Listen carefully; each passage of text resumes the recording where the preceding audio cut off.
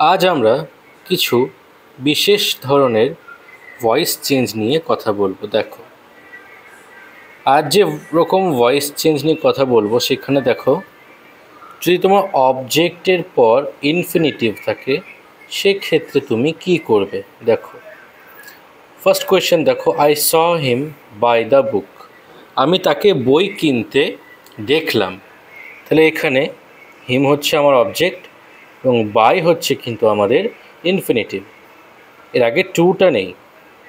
তাহলে এটার আমরা যদি ভয়েস চেঞ্জ করি কিভাবে করব, দেখো এখানে হিম হিম হচ্ছে আমাদের অবজেক্টিভ কেসে আছে, একে সাবজেক্টিভ কেসে করতে হবে। তাহলে হিম হয়ে যাবে কি, হি হয়ে যাবে। কি ভার্বটা দেখো কোন টেন্সে আছে, এখানে স আছে অর্থাৎ V2 আছে। তাহলে V2 মানে কি পাস্ট টেন্স। তাহলে এখানে পাস্টের জন্য কি দেবো, দেখো এটা অক্সিলারি বা বি ভার্ব দেবো। কি হবে, he was seen, he was seen to buy books by me। তাহলে দেখো, যদি অ্যাক্টিভ ভয়েসে টু না থাকে, ভয়েস চেঞ্জ করার পর কিন্তু টু আমাদের আনতে হচ্ছে। সেমভাবে এখানে my father made me right the letter, বাবা আমাকে চিঠিটা লিখিয়ে ছাড়লেন। তাহলে এখানে আমাদের অবজেক্টকে মি, তাহলে প্রথমে এলে হবে কি আই। তাহলে মেড আছে অর্থাৎ V2 আছে।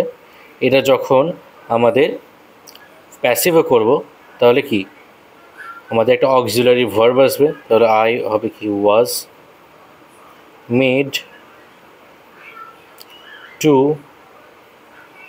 Right the letter